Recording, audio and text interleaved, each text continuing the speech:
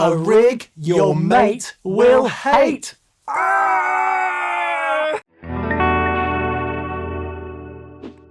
Hey everyone, welcome to That Pedal Show. Dan here. Mick here, hello. Please subscribe. Please go to That Pedal Show store. Please do all of this. Land airplanes.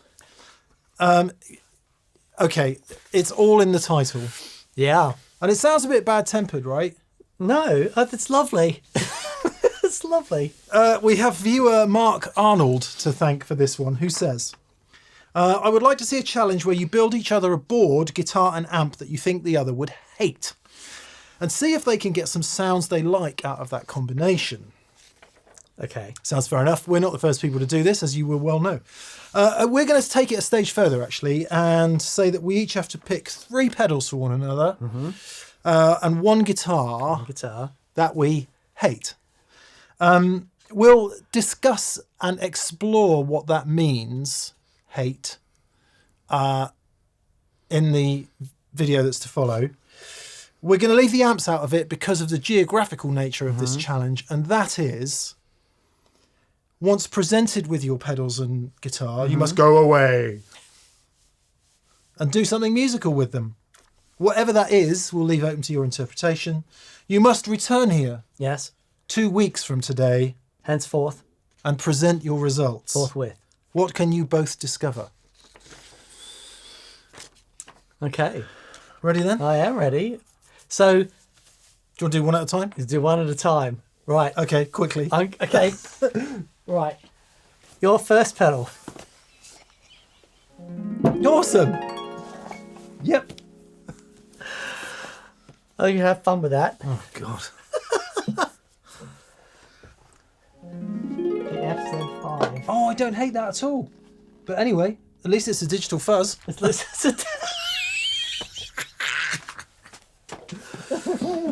Now, this is interesting. All right. We both love the Collider, the Source Audio. Yeah. This is the Encounter, which is like the, let's say, the dark side of the Collider, but it's all the ethereal, out there, strange versions of the Collider. That's awesome. I didn't even know that existed. It's brand new. I didn't even know that existed. Out. That is really cool. Thank you, mate. I am somewhat excited. No, again, I don't think you're going to hate this, but I think it's going to be stuff that you wouldn't gravitate towards. Well, you might hate the fuzz, but I think you'll have a lot of fun. Yeah, I mean, like I said, we will discuss this more in the video that's to follow. But you know, hate kind of means just would normally avoid. Yeah, doesn't necessarily mean hate. And I want to say that about the things I've chosen for you, because I've chosen 2 things from one brand, and I do not want it to reflect badly on the brand. It's just 2 things I know Dan doesn't like. Okay, all great. Right? So number 1, we'll start easy, Dan. Okay. Look, it's not just guitar pedals; it's M&S guitar pedals. So it is Christmas when we're starting to film this, so this may be predictable enough. I've got literally no idea. Okay, so fabulous. Dan really doesn't like Tubescreamers. Not a fan. And not only is it a Tubescreamer, it's not the best Tubescreamer that they ever made. Brilliant. All right. Well played. Number 2, you're going to love this. Oh, that is masterful, sir. Dan really hates ring modulators. That's okay. Well played. And I know this because whenever we have one on the show and we play it, he looks at me as if to say, why does anybody on earth want this? Is that fair? Absolutely fair. And last, this is the one I don't want to reflect badly on the company, right? Because the reason Dan would hate it and wouldn't use it is because it does not have analog drive-through. Okay. Otherwise, I think you might like it. Oh, okay. Well played. Yeah, okay. So kind of interesting. We've both gone for some gain and something ethereal. Yeah. I rather than give you stuff you would actually properly despise, I've given you stuff you can work with. Yeah, I appreciate that. And that will take you way out. Yeah. And I kind of feel the same with your lot. Are you ready? Ready as I'll ever be. Your guitar I'm going to guess what it is. No, don't guess. But you know, but I know. don't guess. I know what it is. Is it yellow? It's so yellow. I'm actually pleased.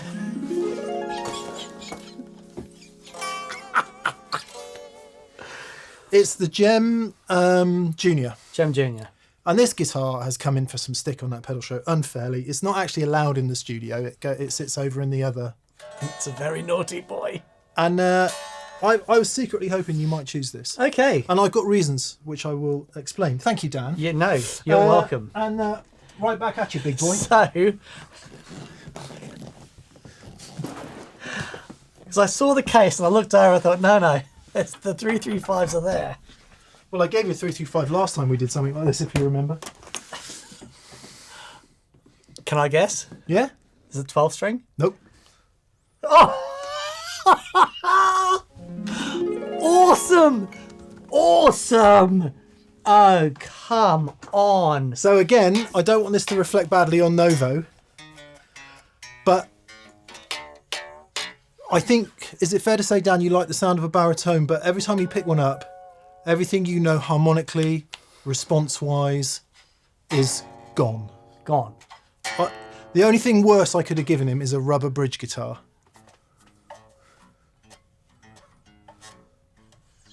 I mean, I would be ecstatic if he gave that to me. But that just puts you. I'm not lost, but I'm in a very, you know what I am? I'm in a foreign country that I don't know the language, and I've got a map drawn on a napkin. Yeah. That's where I am. And as a sort of as an extended tangent of this, when Dan's finished, when we've done this, we're going to do a follow-up show on baritones, and Dan is going to explain what he has learned, because we've also got a Carl Longbottom one, and we've also got one from West Valley as well. So that will be a separate show. Okay, wow. So you got to go away, make something. This is going to be make really something musical. fun. Come back, present, and we'll pick it up from there. Brilliant. And we're back. Well. Indeed. How did you get on? Well, I haven't put this down yet. Okay, I guess we'll start with the full tracks. Yeah. Completed, and then we shall unpack from there. And yeah, I like that idea. Yeah? Do you want to go first? Shall we toss a coin? Okay. I don't have any coins anymore. It's a cashless society. This is the same on both sides. Oh, my God. Hang on. I got one here. Actually, do you know what? I do have a coin. Do you? Yeah. I haven't seen a coin in forever. Somebody genuinely dropped £2 on the floor of the studio, and I'm too honest to steal it. So A £2 coin. I'm going to put it there. Okay. Until somebody reclaims it. Right. Okay. Heads. For Lizzie. What is that? What happens if you get heads? If I get heads, you go first. I listen first. You listen first. Heads it is. Ha ha. Right. Okay. Oh, hang on. No. I wanted to listen first. I wanted yours to play first. Right. Sorry. Oh, nice.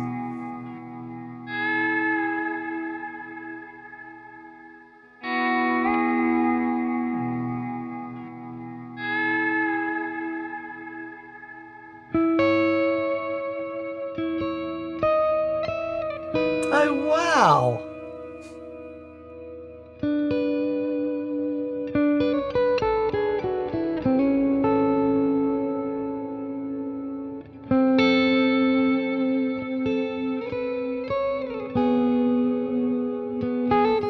Did not expect that.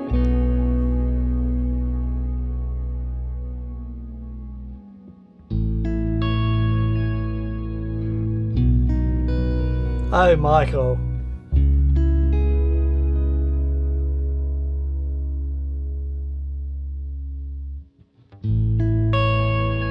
Yeah.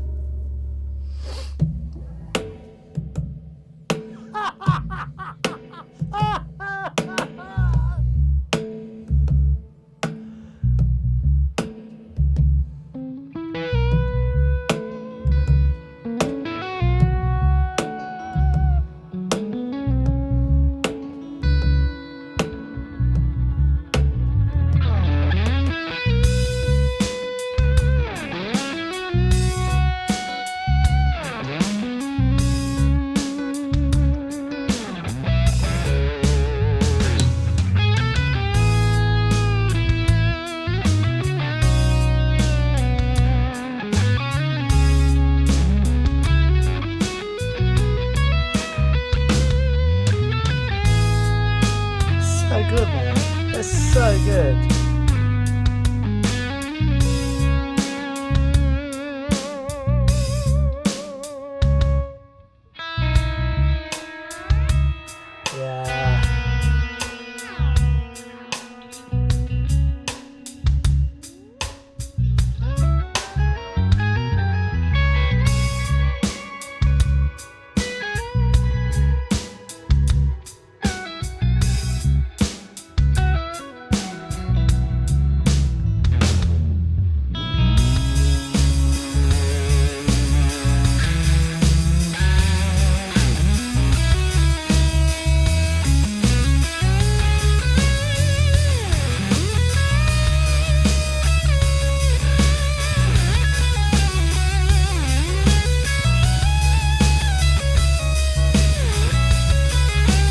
Not a sound we've had before. That's so good.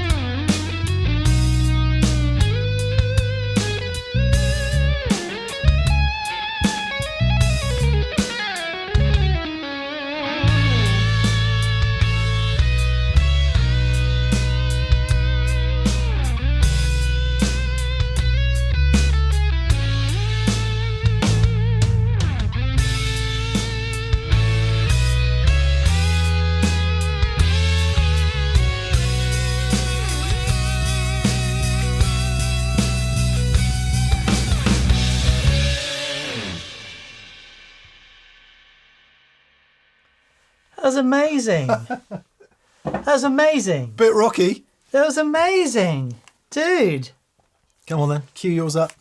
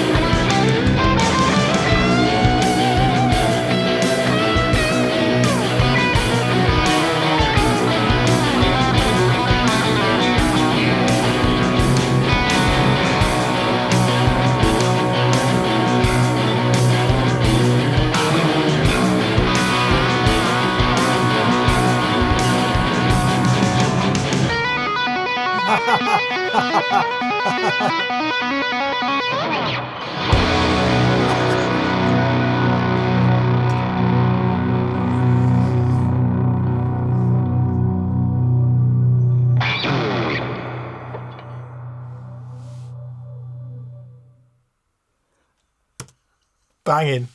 Okay, before we react then, let's see how we did it. Okay, day one. Actually, it is only one day. I'm going to try and do it all today, which is not bad considering it's almost midday already. Okay, I've got a couple of things to do. One is figure out something to play, like a melodic theme, the bones of a track, and I've got that in mind. To talk about that in a sec. Secondly, I need to learn these pedals, right? So this one shouldn't take too long. Fuzz pedal with 3 different modes. This one is going to take a bit of digging. I really, really do love the Collider, and I understand its UI pretty well. So UI part of this shouldn't be a problem. So what about the sounds? And then this, I'm sort of nowhere with this. Obviously, I understand that it can do a bit of a Bigsby thing. We did have it on the show once, but I believe it can do other stuff as well, like pitch shifting. So anyway, this guitar, I've been really rude about these in the past. And I will share a bit of honesty with you. I think, like a lot of young men, because I would have been 16 when I got my first guitar like this, an RG550. I couldn't keep it in tune because I didn't understand the double locking vibrato. And also, I think I was so in love with what I'd heard on Passion and Warfare, and previous to that, David Lee Roth Eat 'em and Smile record, which I know wasn't played on one of these guitars, but it was by. And it's like, oh my God, someone can play guitar like that. And I realized I was never going to get anywhere near it. And I think I rejected this type of guitar thereafter because it just hurt my ego, right? But in addition to that, the flat fingerboard, the really skinny neck, has never felt like home to me. And what I remember from mine in the late 1980s, maybe 1990, anyway, around that time, was the incredible handling noise from the guitar. So I always put it down to the fact that I was playing through a 100-watt Marshall, JCM 800, pretty loud with loads of gain, and pedals and things, and also this great big hunk of metal that's not really attached to anything. It's just sort of floating in there, and its ability to vibrate all over the guitar is quite significant. So I remember there being a lot of handling noise. I'm going to try to use that to my advantage, as I'll explain in a minute. The melodic theme is the key center sort of E major, C sharp minor, which obviously those two things are related. And I like it because it presents some opportunities for open strings, and it is also where I've got this little melody in mind. It's like a lullaby type thing, a diatonic thing, which would be a push to say that I've wrote, but I haven't stolen it from anywhere.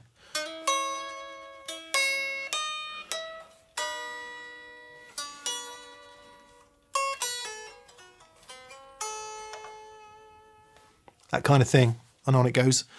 And that'll lead into a second section, which comes into the sort of more minor feel, which relies on some string bends, right? Kind of goes,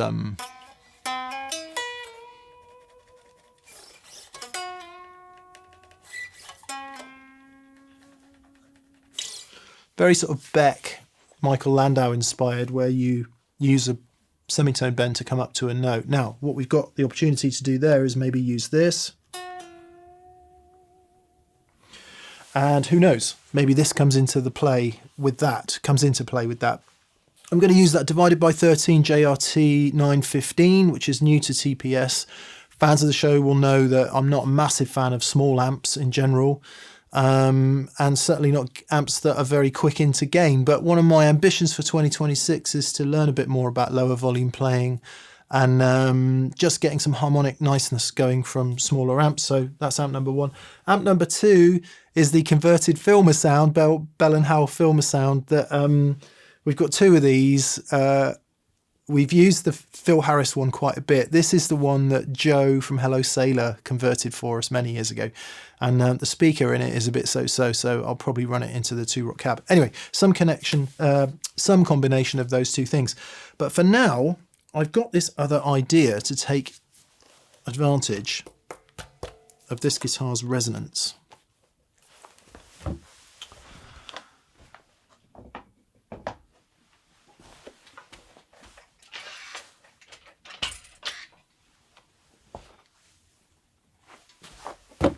I'm thinking if I clamp it in there and hit it, we might be able to make some drums. Okie dokie, let's see if we can get this guitar into some sort of fettleable, playable state. Actually, it's not too bad. I was going to set it all up and do all of that, but I don't think there's any need. If you don't know what this is, and this, lucky you, because there was a point in time where everyone thought this was a good idea, and some people still do, and that's all good, but they're just such a pain. It works the same as a Strat trem in that you've got springs in the back, and that counteracts the spring tension counteracts the string tension. The only difference is what we've got on this to facilitate modern playing styles, such as Edward Van Halen and Stephen Vai and others. You clamp the strings in here. They're clamped there using those Allen bolts and clamped here at the nut. So the only place the strings can move is between here and here, and that vastly improves, and it does vastly improve tuning stability for people who play using the bar a lot. How then do you tune the guitar? Sorry if you know all this, these things. So what you do is, in order to get the guitar back to sort of square one, if you like, undo these so the strings can pass freely through the nut. Put these somewhere in the middle, and I'm not entirely sure where the middle is. You want to set these into the middle so you've got the most latitude fore and aft. Somewhere in the middle, and then tune the guitar.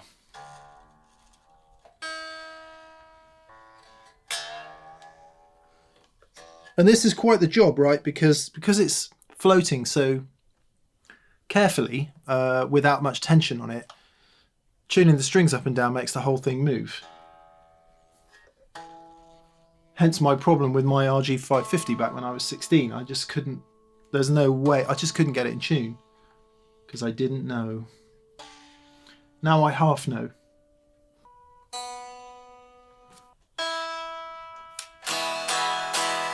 Come on, nearly there.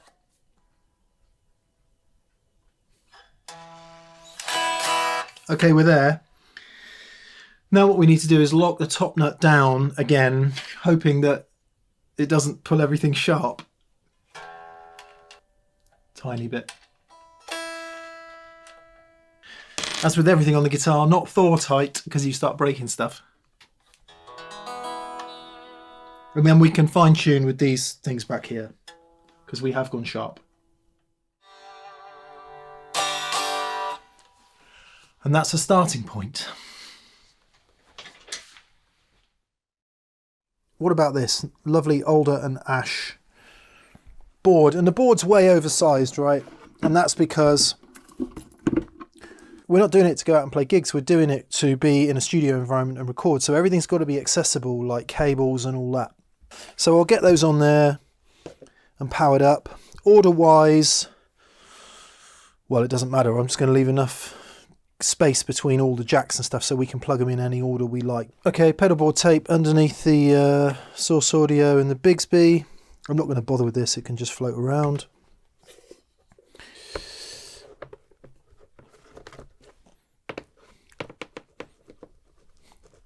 For power, this takes 250 milliamps, this takes 36 milliamps, and that needs a minimum of 150 apparently, so that's fairly easy.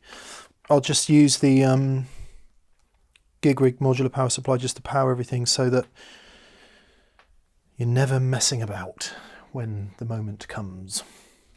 Power's all in, patch cables are in. I've gone overkill on the power because, well, I don't know, it's what I had to hand. Power everything up. Yeah. Fuzz. Bigsby. Nice. Everything is beautiful.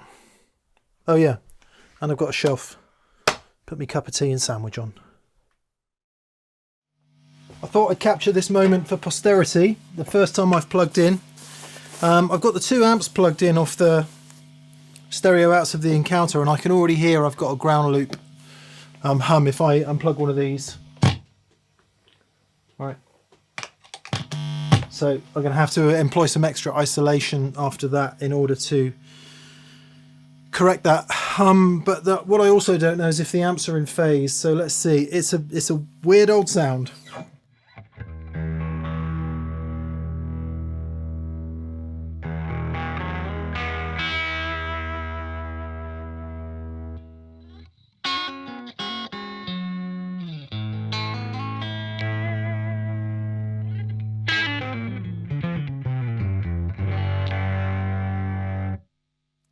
I wonder if my decision to use low headroom amps was a bad idea, because these pickups are mad.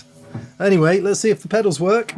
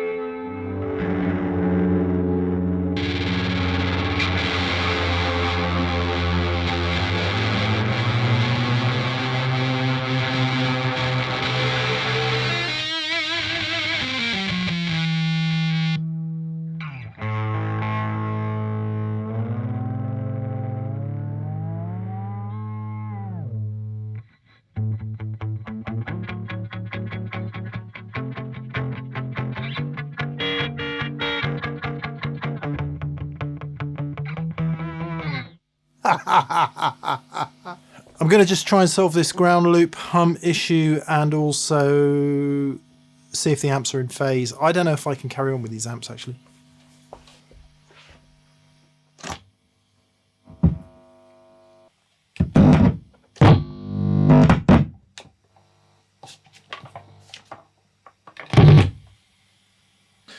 Right, earth loop has gone.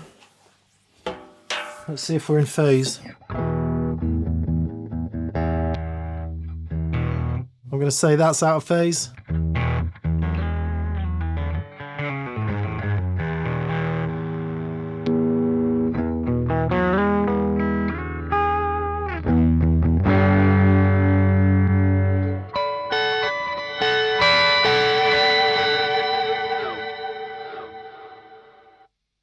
This is going to be fun. I'm not going to do everything surgically now because I've got to get out of this mindset of plugging stuff in and seeing if it works and into what am I going to play.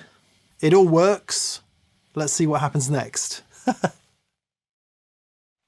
In true you couldn't make it up style, and I promise you this is absolutely true. As I'm saying, I don't think I can use these two amps. I need something with a bit more headroom. Going to keep the divided by 13. Look what's just been delivered. Literally, I promise you this is the absolute truth. Just been delivered, misdelivered actually to our neighbour. But there you go. There's a 212 cab with it. So sorry Joe, the Bell and Howell is going to live to fight another day in a different context. Not quite doing what I need it to do here. Hopefully we can have much more fun with the OR30 and its cab. All right. So the first thing I'm going to do is I'm going to set up the bones of a track and I'm going to pick a tempo that works for the main theme. I'm recording into Logic. I guess Dan's doing the same. Sometimes we use Luna, but I'm just going to use Logic because I'm faster in Logic than I am Luna. Let's put a click on. Slower than that. 90.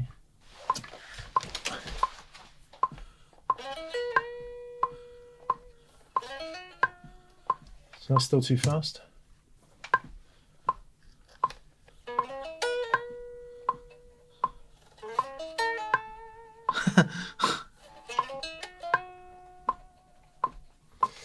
'80's feeling good. I'm just going to try 78. Don't like round numbers.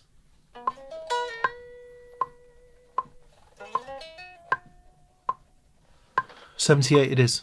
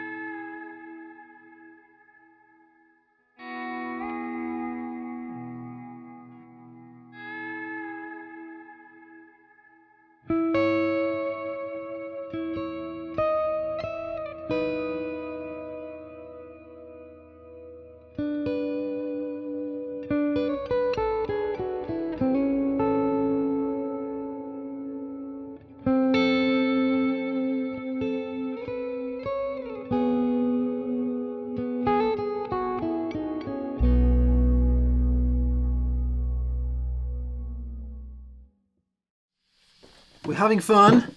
I'm getting to know the Encounter. Sorry for not playing the Gem.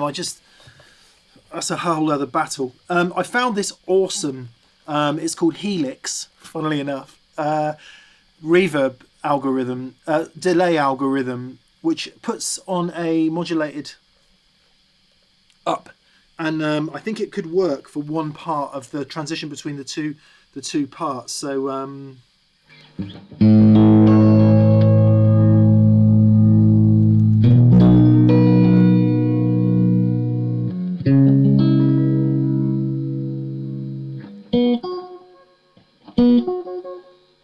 it's like a fifth.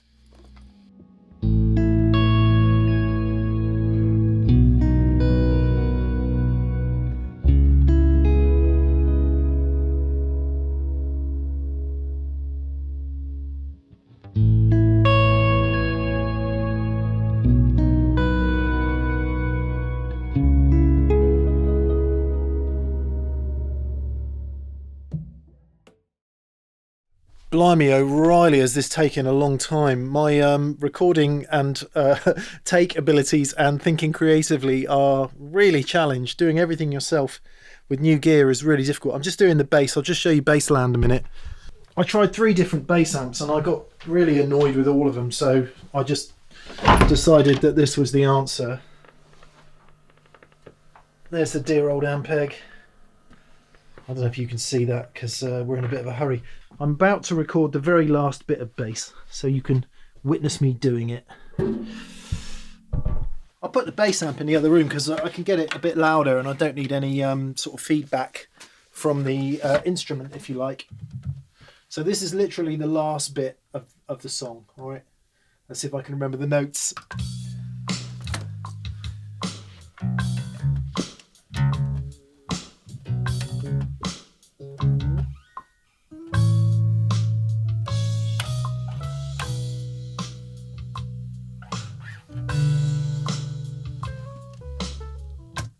Balls.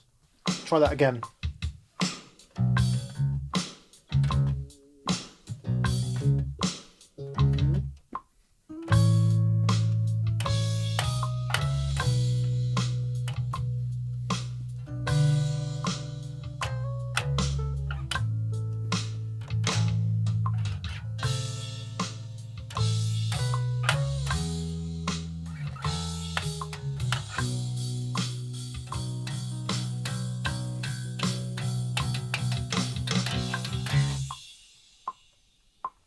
And that's a wrap.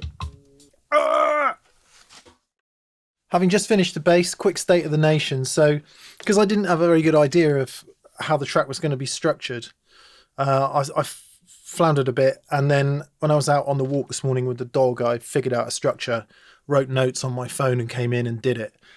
The Gem drums are down. They sort of sound like this. I haven't done anything to them. I still might not, but, and then to my annoyance, I ended up programming some drums because I wanted some high fidelity type drums. I need to find some better sounds, but anyway, I've put the MIDI information in, so it's kind of, but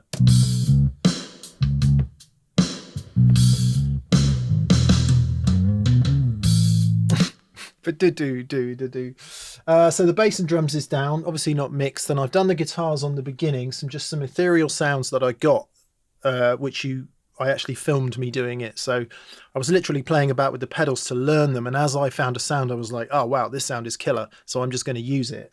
There was like a steel guitar thing, which I actually played on the Strat because I couldn't do it on the Gem.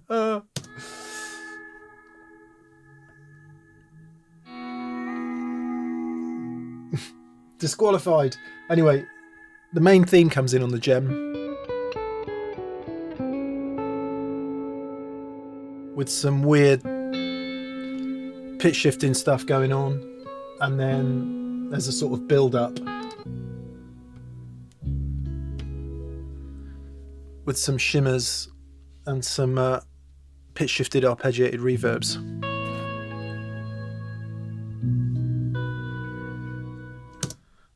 I make a pledge, I'm not going to use any post reverb or delay. So any reverb or delay you hear on this track is using the Encounter, all right? Because it sounds that good. And then that's it. So bass and drums is done. The intro guitars are done. All I need to do now is go and do the guitars. And what I'm going to do for the guitars is I'm going to play the main lead solo part fairly reasonably straight, maybe with some encounter and some fuzz. And then I'm going to do call and response with overdubs to use the weird sounds, because I need to be in a state of flow to play the main melody and a little bit of a solo if I can get my brain into it. The idea of stepping on pedals and coming up with weird sounds for that, not going to happen. So that's my choice. Anyway, I'll get on with that. This is taking way too long. These are the settings I used for the main theme. Actually, when it starts, the reverb is off. And then the guitar's turned down with the fuzz on. And then when it gets gainy, when the main drums come in, I turn the reverb on and turn the guitar up.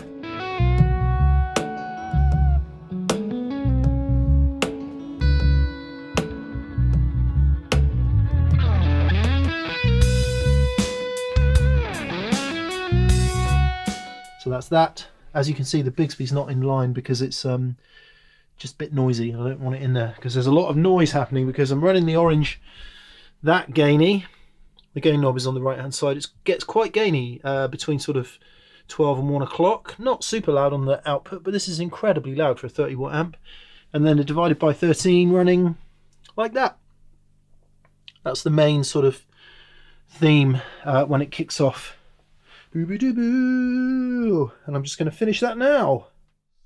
Nobody is more surprised than me that the mental tapping bit actually happened. Anyway, this was the sound for it. Fuzz on, a bit higher than the sound before, and whatever those two algorithms are there. Awesome. The first weird guitar solo with the discordant bit is using these settings.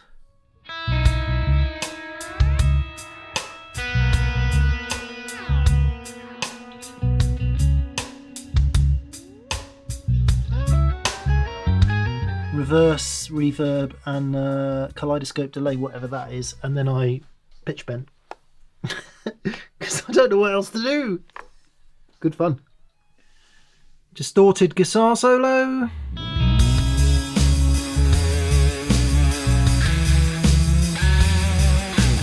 What's this? Fuzz. I couldn't. These other two modes just don't sound good to me, so it stayed on that mode. And well, those algorithms, I don't know what I'm doing at this point.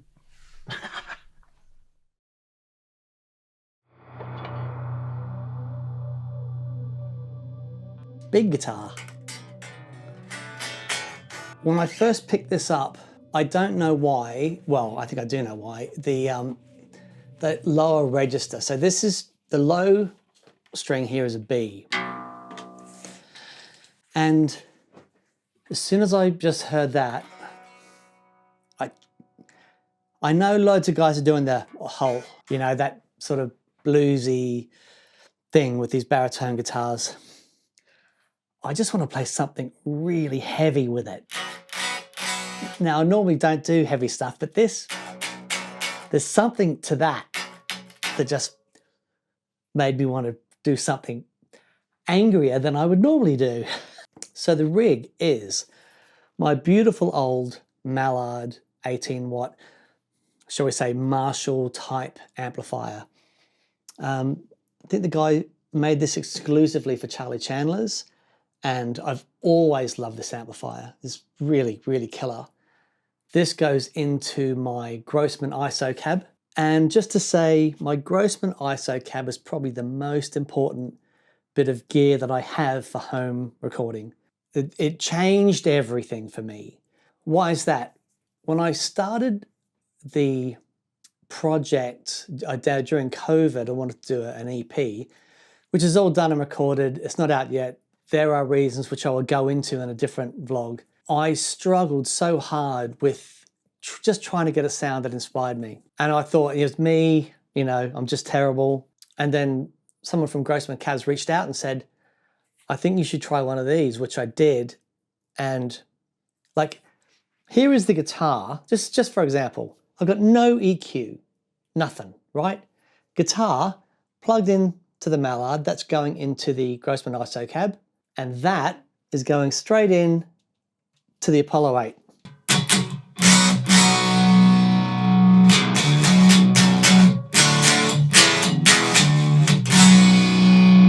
Listen to that!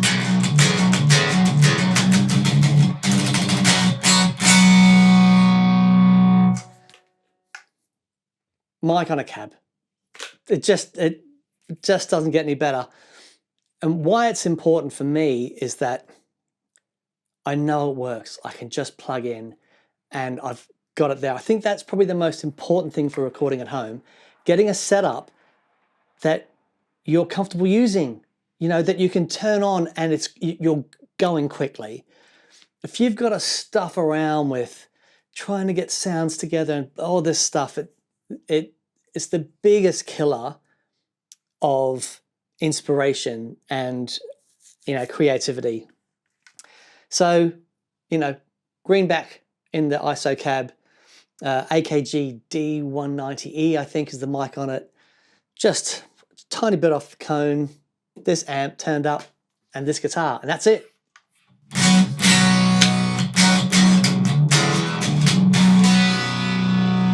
Oh, it's unreal.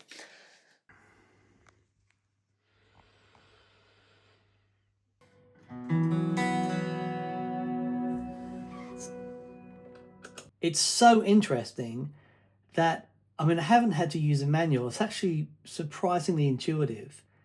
You've got two different reverb engines that you can use, but within that, you can have a parallel signal path. And not only do you have reverbs in here, but you've got delays and flanges, and I mean, it's quite amazing. This is one sound that I've, well, it's actually one of the presets. Let me try again.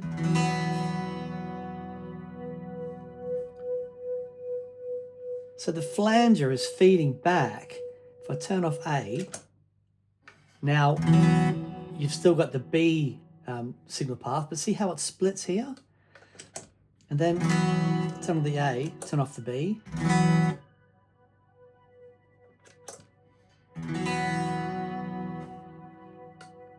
It's pretty amazing. So what I'm going to do is I'm going to use this to create some big, lush, clean things for the clean part of the riff. If it did have an analog through, wow, I would be so tempted to have it in the rig, because I actually think the reverbs sound beautiful. And the screen and the way that you can see the parallel signal paths is so, so clever. And it sounds great. Listen to that.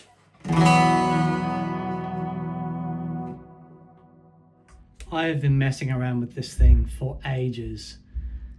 And the best I can do is this. It's like a bell. And if I turn some reverb on, you get this. And so that's just going to chime every now and then in the song. If you can make this thing work and sound musical, you're a flippin' genius. Okay, so you've heard the track. Let's have a quick run through it and I'll show you some bits. So the first thing is that I couldn't get a sound out of the ring mod that made me want to create music. But the one sound that I could get out of it was something that sounded like a bell. So you hear this. So the sound of that bell is just the ring mod going through a really long reverb. Pretty convincing, actually, I'd say. Now, the other really deep reverb sound that I was using was on this track here. So when it comes in with the riff,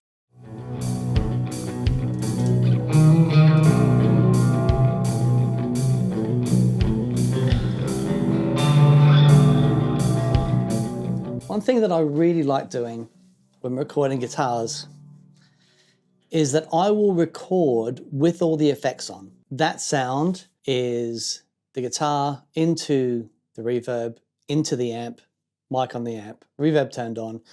There are no effects. Don't know if you can see here, but there's no EQ, no nothing. This is the drums, the programmed drums here. There are no effects, no EQ, no nothing. This is guitars straight in, and what it's recorded at. There's a little mastering thing on the output just to make sure that things don't get too hot, but it's very minimal. So the big reverb sounds are those for the bell with the ring modulator, which is the only... I tried to do some other stuff with the ring modulator, but I just... we got a bell out of it, let's put it that way. And then we've got that clean guitar sound. Now that sound goes all the way through the track. So one thing that the Ocean's Abyss does really well, they could have called it just a multi-effects. There's like so many different engines in there, and you can build these sounds and you can have parallel paths and all this stuff. It's really clever. So once I find that sound, I want to record it and put it, like basically print it to the track. You know, the plugins are great, but if I can record it and get it, you know, happening, I'll definitely do that. And the thing with this clean guitar track, if you can hear,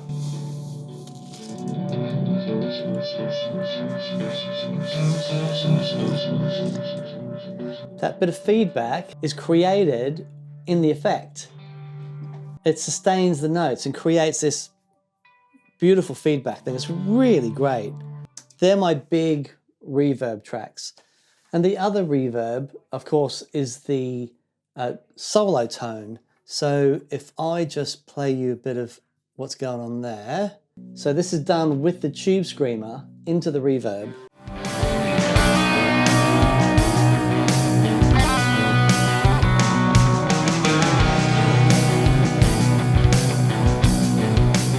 So one thing about the reverb sounds that I'm using, I mean, I could have gone for really complex reverb sounds and used, you know, all the delay and everything that's in that pedal, which is really amazing. Because the basis of the track is around this guitar. It's because of this, you know, all the low frequencies that are in this. It's a really extraordinary sounding guitar. So I wanted to use the pedals to sort of embellish the sound, not to create sounds, if that makes sense. Obviously, with the ring mod, you know, all I could do was the bell, but I think the bell sounds really cool. So that's the reverb. When it comes to the Tubescreamer, my idea was to use it the way that loads of studio guys, the heavier players, use it in the studio, where they use it to tighten up a big heavy sound. It's interesting because I'm still using overdrive from the amp. The amp is still cranked.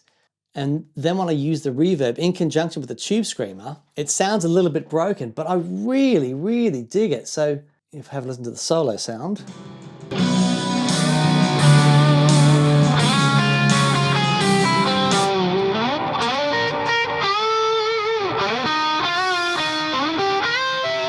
So you hear it's still broken up and really grainy, but I really love that. It's that Mr. Steven Wilson school of, you know, still getting gain from your amplifier and plugging all the reverb and stuff straight in front of that. The way that sits in the mix is different, I think. It's more, and again, using buzzwords, but it finds its level easier. You know, that's the Tubescreamer. There's one rhythm track that's got a little bit on it, and the lead track has got more on it. And then, of course, the ring modulator that gives us the bell. And that's it, really. If we have listened to some of the rhythm guitars, let's solo those out.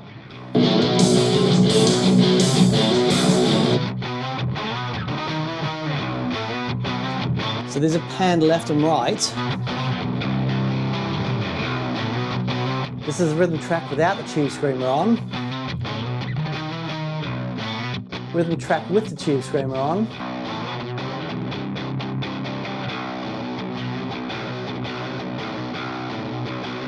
And that's as heavy as you like.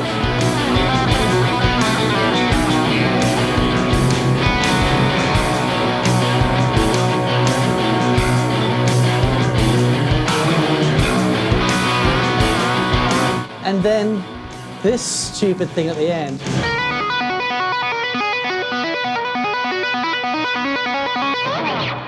I figure because we're in B, tell you what's interesting about that. It sounds different than a normal B string would because A, the tension of the string, but also because doing this is on the top where the E string is as opposed to here But anyway, daft thing. And then, of course,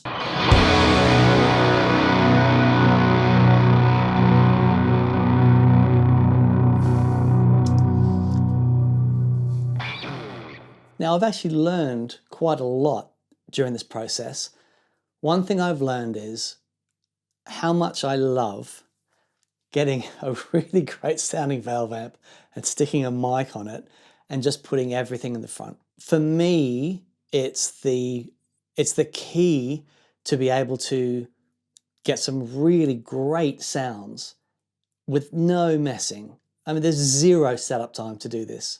I can swap the amp out, but the Grossman Isocab's in there, it's all set up, plug it in, bang, and I'm good to go. And then hearing the printed reverb and the way the tracks sit, I just think is wonderful. And I'm sure we'll go further into this in the discussion that Mick and I will have. I did my best with the ring mod, but I couldn't find, apart from the bell, I think the bell was, job done, box ticked. But I couldn't find anything to add musically with the ring mod. And I think maybe if the track had a bit more levity, which is maybe could have gone there, should have gone there. As soon as I played this guitar, I just wanted to go heavy. I thought this would be really, really fun to try. So I do not hate this rig at all. I think it sounds killer. I think that would have been a click back from nothing. Well, indeed. Blinkers. Yeah. So, where do we start then? What do you think? I thought your track was amazing. Super creative. The fact that you turned the guitar into drums, I thought was great. It's the thing I remember about my RG550 the most. It was basically a drum kit. No, it was lovely. The top end in that guitar, the hi-fi-ness of it, and those delicate parts, the clean parts at the beginning, I thought was beautiful. There's something more prosaic about it. Like, talk about the baritone in a sec, but with the gem in particular, I'm not going to pick it up again. It's so yellow. I'm not going to pick it up. It's so yellow. It's great. I actually really enjoyed playing it. What's interesting is, I sort of said this a little bit in the video, but it is so different from any guitar I own tonally. Mm. We both had that, right? Reminds me of playing Devin Townsend's guitar it also reminds me that, when Dan and I talk about tones, we are in our own little world here, because if you do have a guitar with high output pickups, ceramic magnets, loads of output, it does change everything in the pedal chain, and I couldn't get a clean sound without turning right down. Anyway, the point about the high end was when I've got my headphones on, playing along to the track, I can't really hear what's hammering out the amp, so I don't mind if the high end is going crazy. But what I found with the fuzz, and with a little bit of gain in the amps, because the guitar has so much mids and bottom, it doesn't matter if that high end is really, really cranking. At the end, it's a bit shrill at the end. I was tempted to EQ it at the end, but I thought it sounded great. Just hearing it back. So you had the opposite problem. Not that it's a problem, but there were elements of, because there's so much bottom end in this guitar, but there's still loads of clarity and everything. It's sort of gold foil-esque, I guess. Did you have any thoughts on whether they were hot, not hot, or weak, the pickups? I don't think they're terribly hot. Yeah, I found that they don't push overdrive pedals very much at all. No, they're not. No, they're not pushing anything. But because of the register of the guitar, there's no bass on my track. It's just all guitar. Yeah, right? No way. It's all just down, and I didn't need it. Yeah. So I thought, hang on, I'll just go with it. But I didn't EQ in any extra bass or anything. It's just the sound of the guitars. That's just it. And then when you layered them up, it just got fat. Yeah, the fidelity was really lovely. And one thing I found quite interesting is that when you go up the neck a bit and play a solo, that guitar doesn't react anything like a regular six-string electric guitar, does it? Not at all. Nothing like. No, and it was, I had to fight it a bit. Yeah. But I wanted it to be there. It's just that it needed something exciting. Yeah. Like, oh, come on. But man, I think where you got points and I didn't is because this is so alien to me, right? And it became about the guitar. Yeah. And I did what I could with the pedals. The flippin' ring mod was a mystery. Okay, so ring mod then. We'll come back to the guitar being alien. I'm surprised you didn't go for a bit of the Wayne Krantz Guthrie atonal thing. And so what I said in the vlog was if there was more levity in the track, it would have suited it. Right. But I just couldn't find the music in it. Couldn't fit it in there, yeah. But it had a bell in it. The bell was inspired. It really did sound like a bell as well. It did. It was proper Pink Floydy. Yeah. Yeah. But I haven't put this guitar down. I was saying to Dan about that baritone, you know, if you're not familiar with Novo guitars, if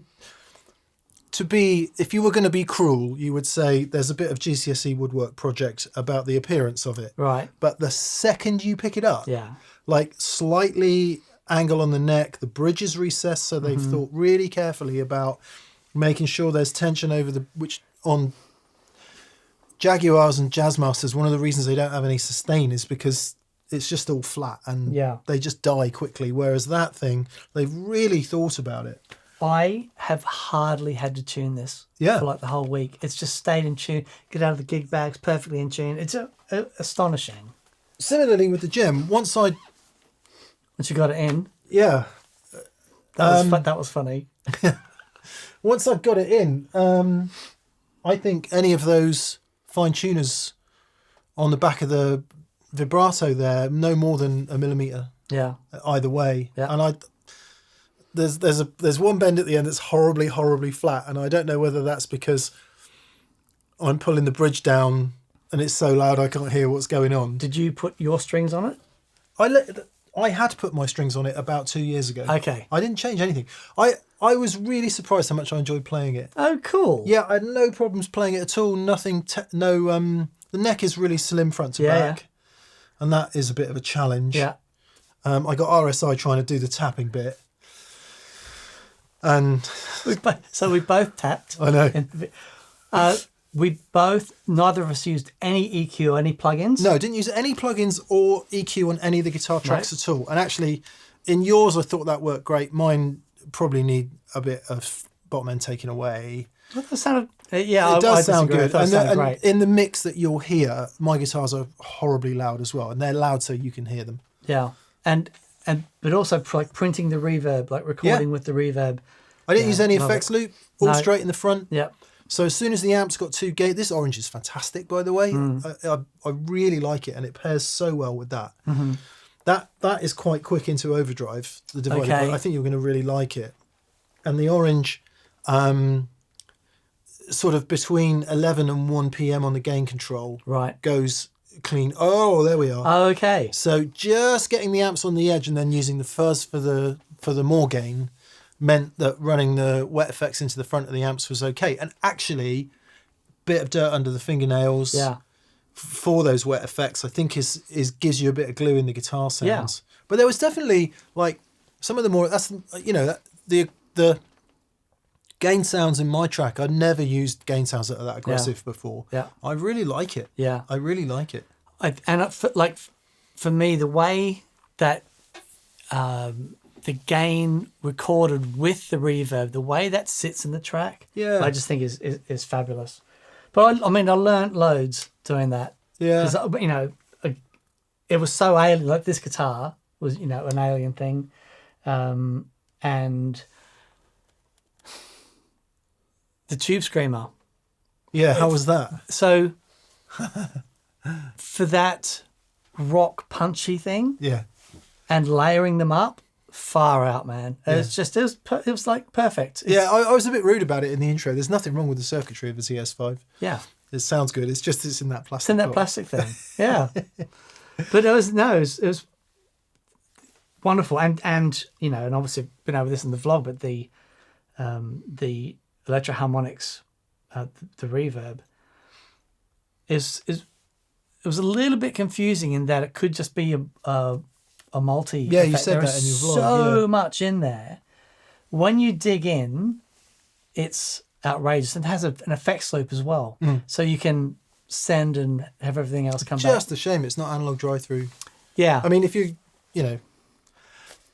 I can understand why they do it. We'll discuss that on a different day. Yeah, but it sounded great. It sounded really great. Yeah, I thought the reverb sounded really fantastic. Yeah. I've got to say, obviously Dan and I are both big fans of the Source Audio Collider, and the Encounter is sort of its evil twin. And how'd you get on with that? it's just instant, like just absolutely instant, because I know the UI. Yeah. Dialing sounds in was quick, and I didn't.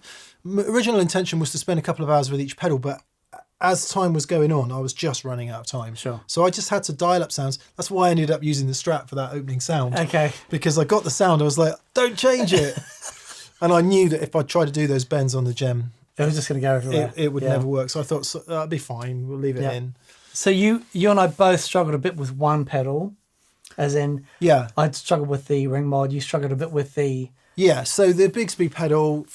you got a sound out of it, though. Yeah. You got the octave thing that was cool. I really liked it for the big pitch shifts. Yes.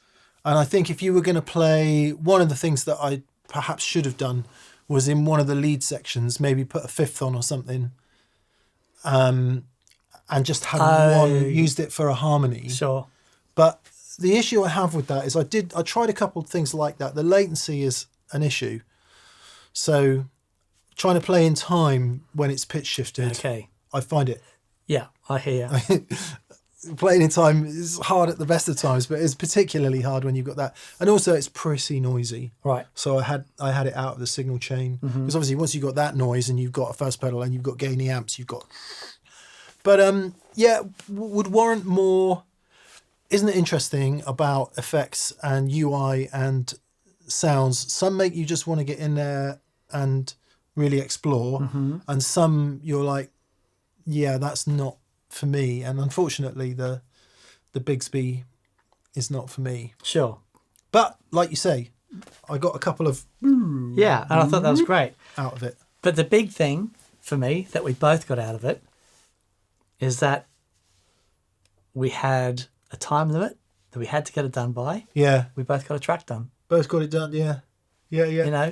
And, to a point it was like, okay, that's it, that's done, let it go. And I think that's what all guys who are constantly recording, like, okay, that's that. Yeah.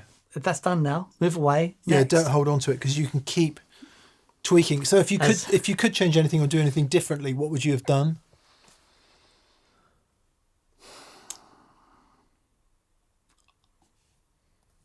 Have a second amp, like a second. I love that little Marshall thing and the Mallard, the Mallard, and the ISO box. And recording at home, it makes that. So possible. you recorded everything mono, and then panned from there. Yeah, exactly. Yeah. So I recorded everything stereo, didn't bother panning anything. Right, and so you're straight down the middle. No, everything was hard pan left and right. Okay, yeah. Just because when I started messing about with it, I was like, that sounds weird. So it is everything is hard left and right, which is really unusual for me. Right. But that was great. That was really great. Yeah, I think if I was going to change anything, I really hate program drums. I really hate them, but not because there's anything intrinsically bad about them, just because I don't know how to make them sound good. Okay. And it's like having real drums and a drummer, for me, changes everything in music. Yeah, of course. It just changes everything. Yeah. Now, if you're skilled in drum programming or you use really good loops, that's another way to do it, of course. So there's that. Also, I'd have put more rhythm guitars in. Okay. Because there was not a single power chord in the whole thing. Wow. It's literally pretty much single notes apart from the double stop.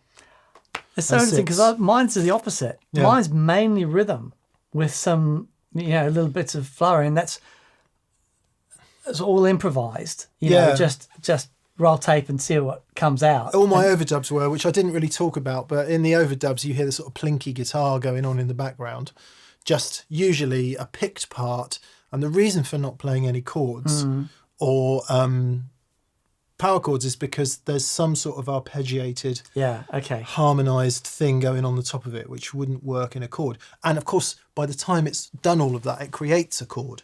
So you're able to create some light and shade by doing that. Mm-hmm. But did you hate any of it? No. Even the ring mod, which isn't for me, it was still great to go, just to mess around with it and what can I get out of it? I think that's the great thing about taking gear that you wouldn't normally use, because we've both ended up with something that,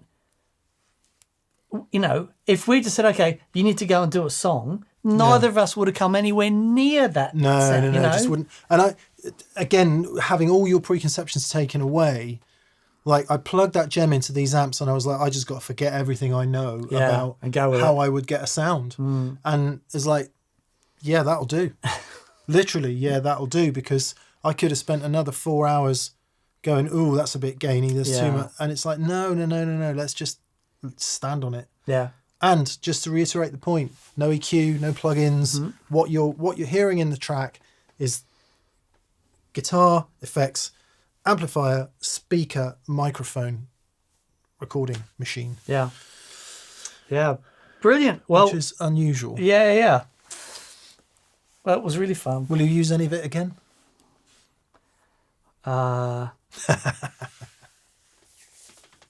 don't know.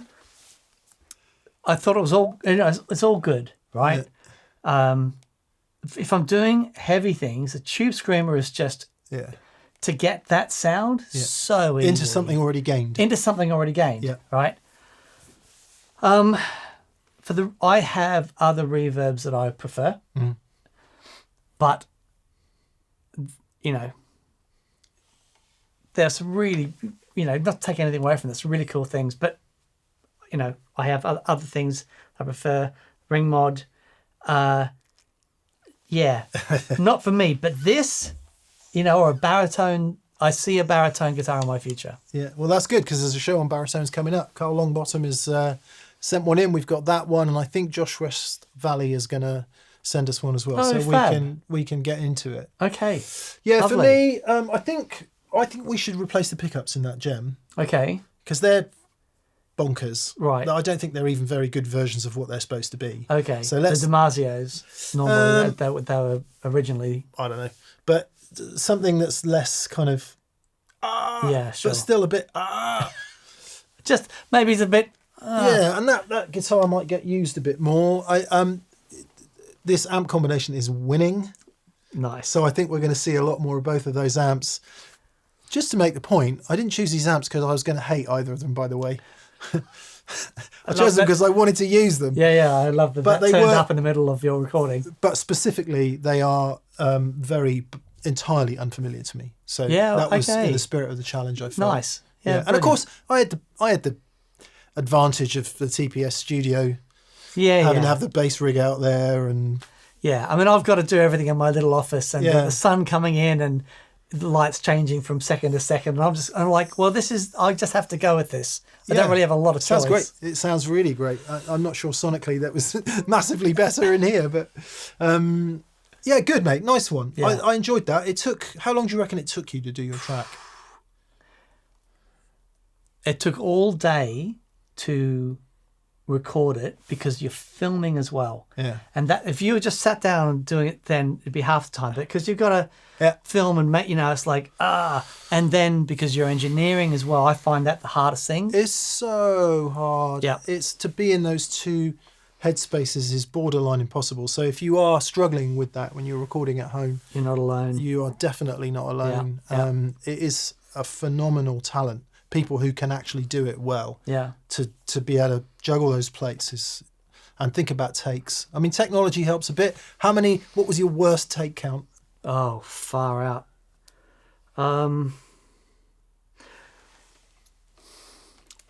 For me, the take count was about the composition. Right. Because I'd had a basic idea of the tune, but just had no idea where it would go. There's a lot of time wasted in that, isn't there? If you're not absolutely on with the tune. Yeah. So I had to, it's like, I stop, and this is I had the basic riff, which I, on this. I thought, something just dark enough. But then, what happens then? What happens now? And to try and make it interesting and make those big chords and stuff, and that just to come up with that on an unfamiliar instrument with a register, that was what took me forever.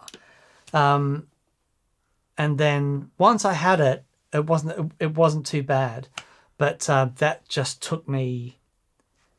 And of course, you can only spend like half an hour at a time before you pulled off and do something else. Yeah.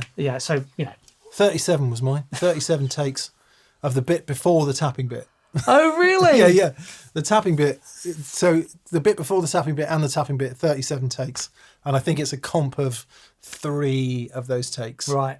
That's one great thing about modern DAWs is it will just keep cycling and doing a new take each time. Yeah. And then you can just go back and pick the bits you liked. So it's okay to cheat if it gets the job done. Absolutely. When you've got a day to do it. Yeah. No, it's brilliant. Good. All right. Hope you enjoyed that. Let us know who you think won. And we'll be back for more challenges next. Actually, I think this is going to be the first show that goes out in 2026. Oh, okay. So Happy New Year. Happy New Year. Happy New Year. Wow. Nice bit of hate to kick us off. For, did you have a name for your track? No. Let's call it. What's yours called? Turning Hate into Glove. That's an in-joke from VCQ. That's great. I'm going to call it Master Hate. Master. Okay, please subscribe. Do that. Go to that pedal show store and buy stuff. What you need is a nice new garment to see you into 2026. That's very lovely. Oh, yeah, these are new. Long sleeve. Yeah, long sleeve. Spirit of Tone. Beautiful. And thank you so much to our patrons on Patreon. We greatly appreciate you. And also to our exclusive preferred retailers, Anderson's in the UK and Europe and Pedal Empire in Brizzy, Aussie. Lovely. Yeah. Very good. Right. Brilliant. Happy New Year, everyone. Happy New Year. See you soon. See you soon. Bye. Bye.